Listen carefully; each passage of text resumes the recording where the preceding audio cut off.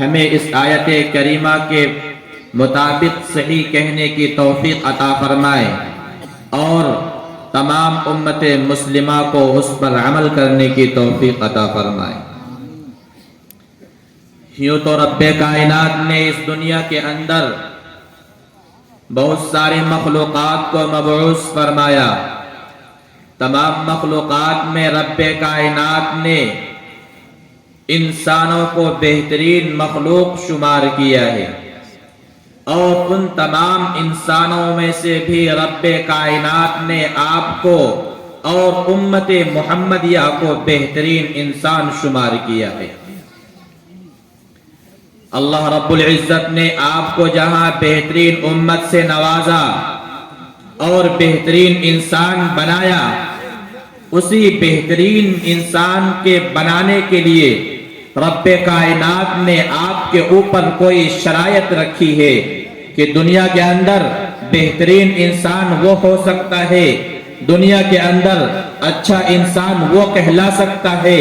جن کے اندر وہ خصوصیت پائی جائے جس کو رب کائنات نے قرآن مقدس کے ذریعے آپ کے سامنے پیش فرمایا۔ اللہ رب العزت نے قرآن مقدس کے اندر نماز کی صفت کو بیان کرتے ہوئے ارشاد فرمایا،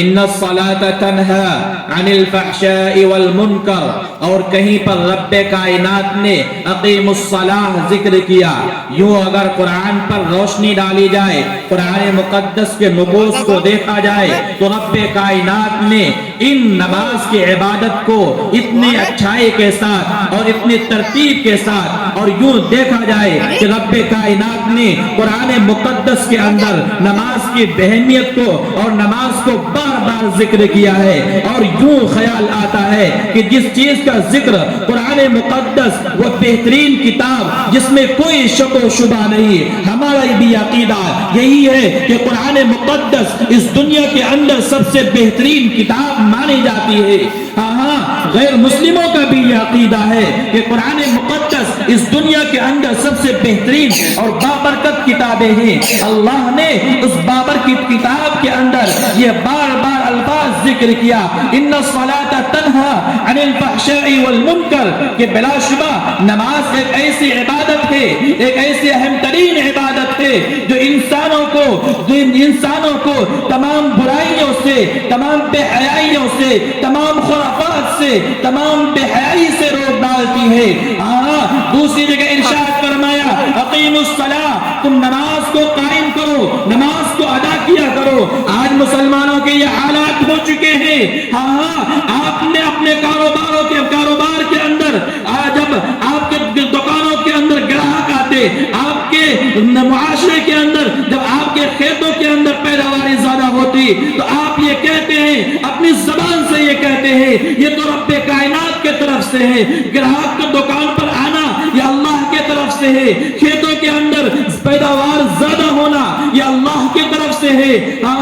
رزق کا آنا یہ اللہ کے طرف سے ہے۔ یہ ہمارا عقیدہ ہے، آپ کا عقیدہ ہے، پورے امت مسلمہ کا یہ عقیدہ ہے۔ لیکن جب رب کائنات دوسری طرف آپ کو یہ پیغام دیتا ہے کہ اقیم الصلاة، تم نماز کو قائم کرو، دنیا کو چھوڑو، نماز کی طرف آگے بڑھو، ہمارا یہ طریقہ ہو چکا ہے، ہم نماز کو ترک کر بیٹھے ہیں، نماز کو چھوڑ بیٹھے ہیں۔ دوسری طرف رب کائنات کے محبوب محسن انسانیت صلی اللہ علیہ وسلم یہ بیان فرماتے ہیں، بین العبد و بین الکفر ترک الصلاة جہارا، کہ رب کائنات نے آپ کے درمیان اور منافقین کے درمیان ایک ایسی چیز رکھی ہے جو دونوں کے درمیان فرقہ پیدا کرتی ہے، جو دونوں کے درمیان امتیاز پیدا کرتی ہے، وہ یہ ہے کہ وہ نماز کو ادا کرنے والا بن جائے۔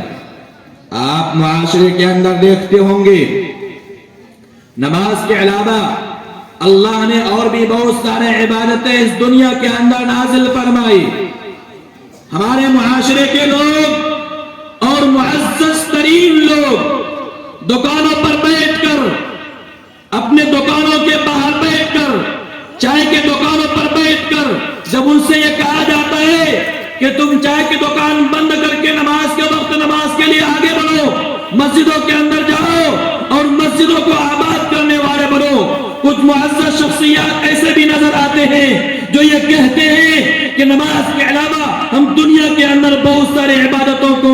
انجام دیتے ہیں۔ وہ یہ کہتا ہے کہ ہم نے اپنے معاشرے کے اندر جو بیوہ تھا، جو یتیم تھے، ان کے پڑھانے لکھانے کا انتظام کیا ہے۔ وہ یہ کہتا ہے ہم نے اپنے بیواؤں کے بچوں کو شادی میں پیسے خرچ کیے ہیں۔ وہ یہ کہتا ہے ہم نے کسی مزدور کو، کسی فقیر کو، کسی مسکین کے ہاتھ بٹائے ہیں۔ وہ یہ کہتا ہوا نظر آتا ہے کہ ہمیں نماز پڑھنے کی کوئی ضرورت نہیں، نماز کے علاوہ دنیا کے اندر جتنی عبادتیں ہو سکتی ہے تمام عبادتوں پر ہم عمل کرتے ہیں۔ اپنے پیسوں کے ذریعے سے مزدوروں کو ہاتھ بٹاتے ہیں، اپنے پیسوں کے ذریعے سے یتیم اور مسکین، بیوہ اور یتیموں کو ہم فائدہ پہنچاتے ہیں۔ میں کہنا چاہتا ہوں ان لوگوں سے، اللہ رب العزت نے آپ کے تمام عبادتوں کو، تمام عبادتوں کی قبولیت کو، تمام عبادتوں کی ذمہ داری کو نماز کے اندر سمیٹ کر ڈال دی ہے۔ اگر آپ کا نماز درست ہوگا، کل قیامت کے دن آپ سے یہی نہیں پوچھا جائے گا